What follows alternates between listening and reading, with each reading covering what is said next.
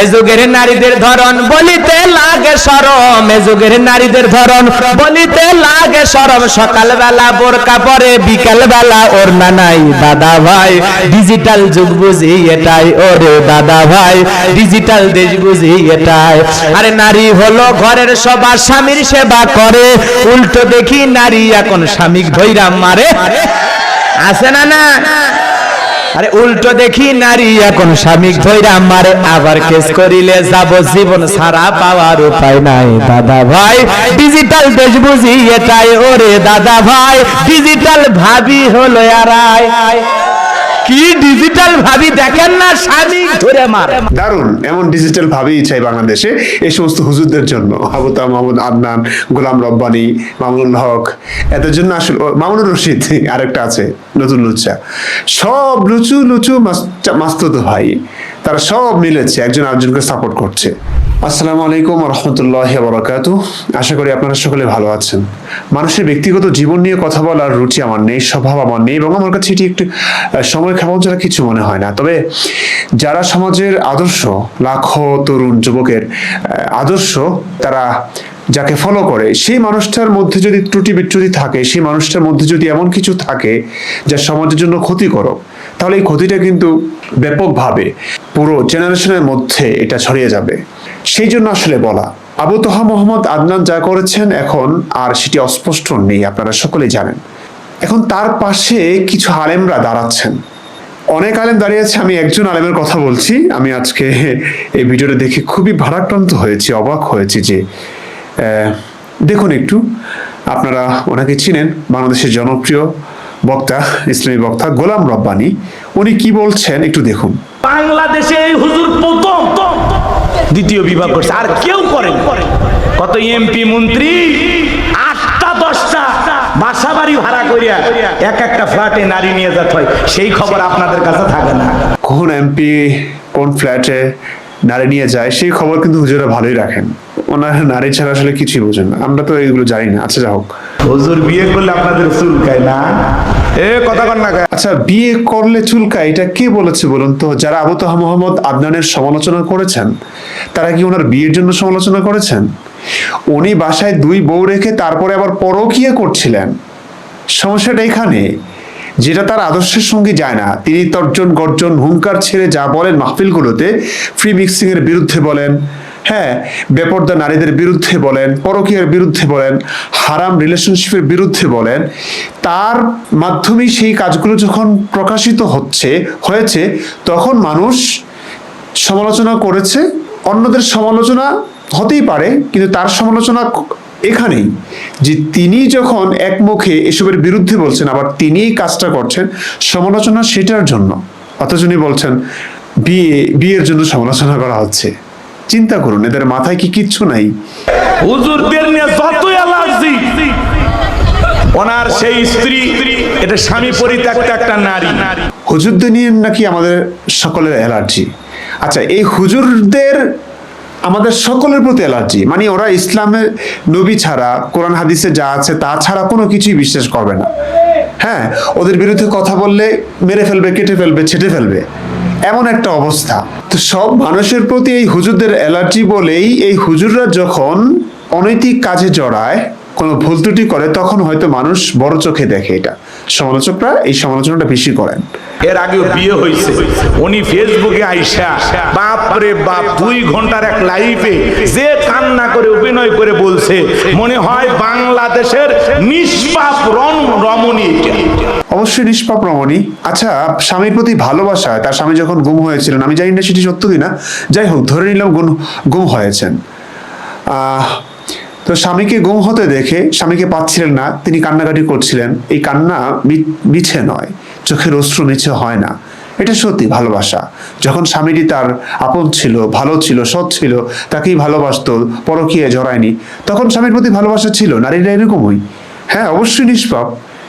এটা নিয়ে কটাক্ষ করবার কি আছে বলুন তো? নারীর কোনো দোষই নাই। আপনার যদি দোষ না থাকে, আগের স্বামীগুলোর ভাত হইল না কেন? কথা কর না কেন? দেখুন, একটা কথা বলছেন যে আপনার যদি দোষ না থাকতো তাহলে আগের স্বামীগুলোর ভাত নাই কেন? এবং মানুষরা কি বুঝে ঠিক বলে চিৎকার করছে। আচ্ছা আপনি বলুন তো, একজন নারী বিয়ে করলো, তার স্বামীর ভাত যদি সে খেতে না পারে, এর মানে কি এটা দাঁড়ায় যে স্বামীটি নির্ভুল আর স্ত্রীটি দোষী, অপরাধী? ব্যাপারটি কি এরকম? এমনকি হতে পারে না যে স্বামী পরকীয়া করেছে, স্বামীর দোষ ছিল, স্বামী নেশা করত, স্বামী স্ত্রীর উপর টর্চার করত, এইসব অত্যাচার সহ্য করতে না পেরে স্ত্রী তার কাছে তালাক চেয়েছে, বা আর সহ্য হয়নি, বা স্বামী তালাক দিয়েছে, কিংবা স্ত্রী হয়তো এগুলো সহ্য করতে না পেরে মানুষের কাছে বিচার দিয়েছে, পরিবারকে জানিয়েছে, মানুষকে জানিয়েছে, সেই কারণে আবু তাহা মোহাম্মদ আদনানের মতো স্ত্রীকে তালাক দিয়েছে। স্ত্রী তালাক প্রাপ্তা হয়েছেন, এর মানে কি এটা প্রমাণিত হয় যে স্ত্রী দোষী, অপরাধী? এবং এই সাবিকুন নাহার ছাড়া আবু তাহা মোহাম্মদ আদনানের স্ত্রীর আগের যে স্বামীগুলো ছিলেন তারা কিন্তু ভালো ছিলেন না, সেগুলো আমাদের কাছে কিন্তু প্রকাশিত হয়েছে। কেন তালাক হয়েছে, কেন কি হয়েছে, সেগুলো কিন্তু প্রকাশিত হয়েছে। তারপরও এই কথাগুলো কেন? ভাই, আপনার জনগণ, আপনারা যতক্ষণ না সতর্ক হবেন, এই হুজুরে এভাবেই এই মিথ্যাচার, অসভ্যতা ছড়িয়ে যাবে। আপনারা কি বুঝে ঠিক বললেন? আপনি একটু বলুন তো, কি বুঝে ঠিক বলছে এই মানুষরা? কিভাবে ধর্মের কাছে নারীরা পরাজিত হচ্ছে, অপমানিত হচ্ছে, কি বলবো? আপনি যদি এতই সতী, সাধবী, রাবিয়া বস্তি হন, আগের স্বামীগুলোর সংসার টিকলো না কেন? হুজুরের নরম পাইছেন? হুজুরদেরকে নরম পাইনি ভাই। এই হুজুর এই দাবি করছেন যে আপনি যদি এত সতী সাবিত্রী হতেন, তাহলে আগের স্বামীগুলোর ভাত খেতে পারলেন না কেন? চলুন এই হুজুরের একটু চরিত্র দেখি। মানে লুচু লুচু মাস্তুতো ভাই, এমনটা হয়ে গেছে। ওনার সম্পর্কে এই কিছুদিন আগে, 5-6 মাস আগে হবে, ওনার স্ত্রী, উনি কিন্তু রোমান্টিক। আচ্ছা, উনি কতটা রোমান্টিক, মাহফিলগুলোতে উনি কি বলেন, মানুষকে কিভাবে বোঝান, কিভাবে ধর্ম ব্যবসা করেন, সেগুলোর কিছু নজির আমি একটু দেখাচ্ছি। তারপরে ওনার স্ত্রী সম্পর্কে আপনারা একটু শুনবেন। দেখুন, উনি কিন্তু খুবই রোমান্টিক একজন ইসলামী স্কলার। বিবি হলে ভালোবাসার জিনিস, মহব্বতের জিনিস। আপনারা স্ত্রীদেরকে ভালোবাসবেন, রোমান্টিক স্বামী হবেন। মাঝে মাঝে বাড়িতে যায়, কোনো কথা নাই, ঘরের লাইট বন্ধ। কিসের লাইট বন্ধ? ঘরের লাইট, একবারে ঘরের লাইট বন্ধ। বউ যদি বলে লাইট বন্ধ করলে কেন?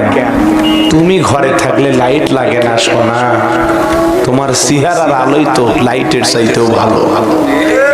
বউ খুশি হবে। এর চাইতে ভালো ফ্ল্যাট আমরা জানি।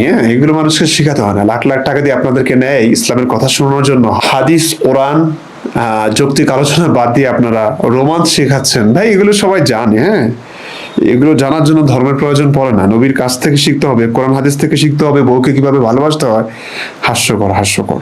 তো যাই হোক, অনেক বক্তব্য আপনারা শুনেছেন নিশ্চয়ই, এবং শুনে থাকবেন। উনি কত রোমান্টিক কথা বলেন, মাঝে মাঝে গানও গান।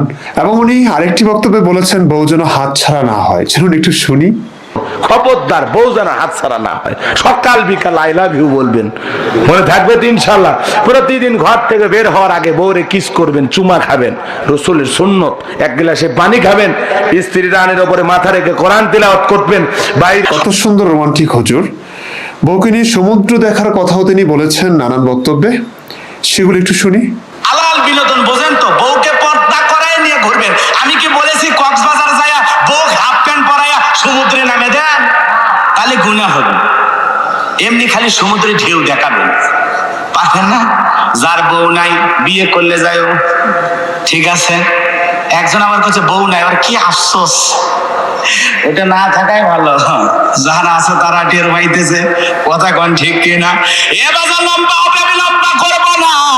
বিবি কিনা মাঝে মাঝে বিনোদন করবেন, হাসি খুশি রাখার চেষ্টা করবেন। বিবির সাথে হেসে কথা বলাও ইবাদত। সুবহানাল্লাহ বলে কথা কয় না কেন? কোন স্বামী যদি তার প্রিয়তম স্ত্রীকে খুশি করার জন্য এক লোকমা খাবার মুখের মধ্যে তুলে দেয়, সদকা করলে যে সব পাওয়া যায়, বিবিকে এক লোকমা খাবার মুখে তুলে খাওয়াইলে সেই সব পাওয়া যাবে। বলেন সুবহানাল্লাহ। সুবহানাল্লাহ। কিন্তু আমি জানি না হুজুর কার বউর কথা বলছেন, কার বউকে নিয়ে সমুদ্রে যাওয়ার কথা বলেছেন। এগুলো কি শুধু মানুষকে ইসলামের প্রতি আকৃষ্ট করবার জন্য বলছেন? কারণ ইসলামে আকৃষ্ট হলেই তো তাদের ব্যবসা রমরমা হবে। যাই হোক, আমাদের এই রোমান্টিক হুজুরের বউর কি অবস্থা হবে? নিশ্চয়ই তিনি খুবই ভাগ্যবতী, এমন রোমান্টিক একজন স্বামী পেয়েছেন। সব মেয়েরাই চায় এমন রোমান্টিক স্বামী পেতে। চলুন তার স্ত্রীর মুখ থেকে শুনি তার চরিত্রের কথা। স্বামী মাওলানা গোলাম রব্বানী, এই যে ইনি হলো আমার স্বামী। সে একটা মাওলানা, বড় বড় বক্তৃতা দেয়, সে বড় বড় মাহফিলে বোঝায়, সে বলে যে স্ত্রীদেরকে এমন ভাবে ভালোবাসবে, কিন্তু সে নিজেই আমাকে সেই মর্যাদাটা দেয় নাই, আজ পর্যন্তও দিচ্ছে না। সে কেমন বক্তৃতা দিচ্ছে, যে বক্তৃতা দিচ্ছে সে নিজে আমল করতে পারে না। আমি একদিন নিজেই ওর কাছে প্রশ্ন ধরেছি যে তুমি এমন বক্তৃতা দাও, তুমি তো আমার সাথে সেই আমলটা করো না। সে নিজে মুখে বলে সেটা আমার প্রফেশন আর ব্যবসা। আমার ডক্টর ইউনূস স্যারকেও আমার একটা কথা বলার, মানে আমি জামাতের আমিরের কাছেও আমার একটা অনুরোধ, সে একটা মাওলানা মানুষ হয়ে আমার মতো একটা মেয়েকে কিসের জন্য এভাবে নির্যাতন করতেছে। আমি তো তার কাছে বেশি কিছু চাইনি, শুধু চেয়েছি যে আমাকে নিয়ে একটু সংসার করে খাক। আমার বিয়ের কাবিল, প্রথম আমার সাথে ভালো ব্যবহার আচরণ সবকিছুই করছে। দীর্ঘদিন আমার সাথে সংসার করতে করতে আমার 2টা বেবিও কনসিভ হয়েছিল। হওয়ার পরে 2টা বেবিকে আমাকে মেরে ফেলছে। মারার পরে মানে পেটের মধ্যেই সে মেরে ফেলছে, প্রমাণ আমার কাছে সবকিছু আছে। তারপরে আমি জানতে পারি যে আমাকে হলো ডিভোর্সের হুমকি দিচ্ছে বিভিন্নভাবে, যে ডিভোর্স করে দিছি হ্যান ত্যান। তারপরে আরেকজনের সংসার ভেঙে নিয়ে এসে তার স্বামী, পরিবার, তার বাবা মা সবাই আমাকে বলে যে আমি এই হুজুর আরেকটা বিয়ে করতেছে, আমার সাথে যোগাযোগ বন্ধ এবং আমার রিজিক সবকিছু বন্ধ করে দিছে। তারপরে আমি আইনেতে আমাদের নাটোর জজ কোর্টে আমি নারী শিশু নির্যাতনের কোর্টে আমি মামলা দিই। তারপরে সে ওখান থেকে আমাকে মীমাংসা করে নেয়। একবার নেওয়ার পরে সে ওখানে লেখে যে আমাকে সে ঠিক মতো ভরণ পোষণ দিবে, মাসের মধ্যে 3-4 বার আমার কাছে আসবে, আমার সাথে সুন্দরভাবে সংসার করবে। যাক, আমি এই কথা শুনে স্বামী সংসার করব বিধায় আমি মনে করেন যে মীমাংসাটা ঠিক মতো কোর্টের মারফতে আমি করছি। এবং হুজুর তো আমার কাছে আসলেই তার ছোট ওয়াইফ মনে করেন যে ফোন দিয়ে গালাগালি, বিভিন্ন ধরনের নোংরা কথাবার্তা এরকম বলে, এগুলাতে কোনো প্রতিবাদ করে না। যাকে এই প্রতিবাদ না করার কারণে আমি উনিকে বিচার দিতে যাই যে দেখো আমার সাথে এরকম অবস্থা করতেছে। তারা তার ছোট ওয়াইফ এবং তার আত্মীয় স্বজন এবং হুজুর অসংখ্য ভাবে আমাকে মারধর, অশান্তি করে, আমার স্বর্ণের জিনিসপাতি কারে নেয়। পরে আমি প্রাথমিকভাবে আইনের আশ্রয় নিয়েছিলাম। দর্শক, ভিডিওটি দীর্ঘ হবে, আমি চাচ্ছি না এত দীর্ঘ ভিডিও করতে। আমার এই পার্সোনাল বিষয়গুলো নিয়ে আসলে কথা বলার রুচিও হয় না। কিন্তু আপনি একটু চিন্তা করুন, যেই হুজুর এত রোমান্টিক মাহফিলের ময়দানে তার বক্তব্যে সেই হুজুরের ঘরের স্ত্রীর কথা শুনুন। আপনারা পুরো ভিডিওটি দেখলে বুঝবেন এই লোকটা কতটা নিকৃষ্ট, কতটা নিচু, কতটা নোংরা মানসিকতার। একদম আবু তোহা মোহাম্মদ আদনানের মতো। তার ঘরে একাধিক স্ত্রী আছে এবং স্ত্রীকে স্ত্রী মনে করছে না। শুনলেন কথাগুলো, আমার এখানে কিছু বলার নেই। তার মানে বুঝতে পারছেন, লুচু লুচু মাস্তুতো ভাই, মানে উনিও যেরকম ওনার স্ত্রী ওনার চরিত্র সম্পর্কে জানিয়ে দিয়েছে, অতিষ্ঠ হয়ে এখন ওনার স্ত্রী ওনার কাছে খারাপ হয়ে গেছে। সেম ঘটনা ঘটলো আবু তোহা মোহাম্মদ আদনানের ক্ষেত্রে। তার 2 স্ত্রী, তারপরও তার পরকীয়া, এগুলো মানুষকে জানিয়ে দিয়েছেন কত নাটকীয় ভাবে। প্রথমে কিন্তু একটি পোস্ট করে, এগুলো আপনারা সকলে জানেন, সেটি কেটে দিয়েছেন। তারপরে অনেক কাহিনী ঘটলো, তারপরে সবাই আবার আবু তোহা মোহাম্মদ আদনানের পক্ষে কথা বলা শুরু করলো। স্ত্রী আবার ক্ষমা চেয়ে পোস্ট দিল, তখন আমাদেরকে গালিগালাজ শুরু করলো। এটা নিয়ে ভিডিও বানিয়েছি। যাই হোক, অবশেষে স্ত্রী সহ্য করতে না পেরে ওই পোস্ট যেটি প্রথমে তিনি লিখেছিলেন সেটি আবার আপলোড দিলেন যে আমি মিথ্যে বলিনি, এটাই সত্য। তো সেই সত্যগুলো আপনারা জানেন। তো আবু তোহা মোহাম্মদ আদনানের ক্ষেত্রে যা ঘটেছে, এই হুজুরের ক্ষেত্রে তাই ঘটেছে। এই হুজুর এখন আবু তোহা মোহাম্মদ আদনানকে সাপোর্ট দিচ্ছে। আপনারা দিন, আপনারা ধর্ম ব্যবসায়ী, ঠিক আছে, একসঙ্গে মাহফিল টাহফিল করছেন, ভাই বেরাদার, লুচু লুচু মাস্তুতো ভাই। কিন্তু ভাই, আপনাদের এই স্বভাবের কারণে অসহায় নারীরা বঞ্চিত হচ্ছে, তারা যে অপমানিত হচ্ছে, তাদের দিকে একটু খেয়াল করুন। একটা মেয়ে কিভাবে, একজন স্ত্রী, সে নিশ্চয়ই তার স্বামীকে ভালোবাসে। এখন স্বামী যদি আরো 7 জায়গায় যায়, হ্যাঁ, আরো 1000 ভাতার হয়, তখন কি স্ত্রী ভালোবাসতে পারবে, সহ্য করতে পারবে? আপনার বোন সহ্য করতে পারবে? আপনার মা সহ্য করতে পারবে? সহ্য করতে না পারলে তারা দোষী হয়ে যাবে, তারা আপনাদের আক্রমণের শিকার হবে নির্লজ্জভাবে। এটা কি মানা যায়? স্ত্রী আপনাদের চরিত্র ব্যাপারে মানুষকে সতর্ক করবে, জানিয়ে দিবে, অতিষ্ঠ হয়ে সহ্য করতে না পেরে, সেটা স্ত্রীর দোষ। তাকে আপনারা তালাক দিবেন, তারপরে তার চরিত্র নিয়ে আপনারা কথা বলবেন, নোংরা কথা বলবেন? কেন ভাই? জনগণ আপনারা কি করছেন? আমার প্রিয় ভাই বোনেরা, আপনারা, আমি কি বলবো, আমি ভাষা খুঁজে পাই না। এই লোকটা এমন ঘটনা ঘটবার পর, যে লোকটা আপনাদেরকে ভালোবাসার কথা শোনায়, যে লোকটা আপনাদেরকে স্বামীকে রোমান্টিক হবার কথা আপনাদেরকে শুনিয়ে আপনাদের পকেটের টাকাগুলো তার পকেটে নেয়, ঠিক আছে, নিক না। সমাজ পরিবর্তন করে যদি তারা কিছু দিয়ে থাকেন, আমি তার বিপক্ষেও না, কিন্তু এই মানুষটা আপনাদেরকে যা শোনায়, সেই এই যে নামাজ পড়ে না, তার বউ বলল, একই ঘটনা কিন্তু আবু তাহা মোহাম্মদ আদনানের স্ত্রী বলেছে, তার শাশুড়ি বলেছে। মানে ভাই, প্রত্যেকটা বক্তার একই অবস্থা, এগুলো আমরা জানি। আমি ইমাম ছিলাম, মুফতি ছিলাম, মানুষকে নামাজের কথা বলতাম, আমি বাড়িতে আসলে নামাজ পড়তাম না। আমরা জানি নামাজ এসেছে ভাই কিসের থেকে, ওই যে মেরাজের ঘটনা, একটা বড় ভিডিও বানিয়েছি, সেখান থেকে জেনে নিবে। তো হুজুররা জানে, এগুলো জানবার পরেও এগুলো বলতে চায় না, বলতে পারে না। কিন্তু কথা হচ্ছে, এই যে ব্যবসাটা করছে, এই যে সহজ সরল মানুষগুলোকে বোকা বানাচ্ছে, তাদের সময়গুলোকে নষ্ট করছে, তাদের পকেটে টাকাগুলো তাদের পকেটে আনবার জন্য, হুজুরদের পকেটে আনবার জন্য যে একটা ব্যবসা করছে, এবং নারীদেরকে অপমানিত করছে, লাঞ্ছিত বঞ্চিত করছে, এগুলো সহ্য করা যায় না। এই পথগুলো বন্ধ হোক।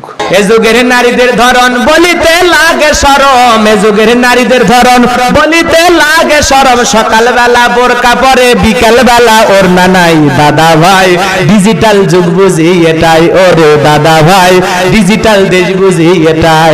আরে নারী হলো ঘরের সবা, স্বামীর সেবা করে, উল্টো দেখি নারী এখন স্বামীক ধইরা মারে, আছে না না? আরে উল্টো দেখি নারী এখন স্বামীক ধইরা মারে, আবার কেস করিলে যাব জীবন সারা পাওয়ার উপায় নাই, দাদা ভাই ডিজিটাল দেশ বুঝি এটাই, ওরে দাদা ভাই ডিজিটাল ভাবি হলো আরাই। কি ডিজিটাল ভাবি দেখেন না, স্বামী ধরে মারে। দারুণ, এমন ডিজিটাল ভাবেই চাই বাংলাদেশে এই সমস্ত হুজুরদের জন্য। আবু তাহা মোহাম্মদ আদনান, গোলাম রব্বানী, মামুনুল হক, এদের জন্য আসলে মামুনুর রশিদ, আরেকটা আছে নতুন লুচ্চা, সব লুচু মাস্তুত ভাই, তারা সব মিলেছে, একজন আরেকজনকে সাপোর্ট করছে।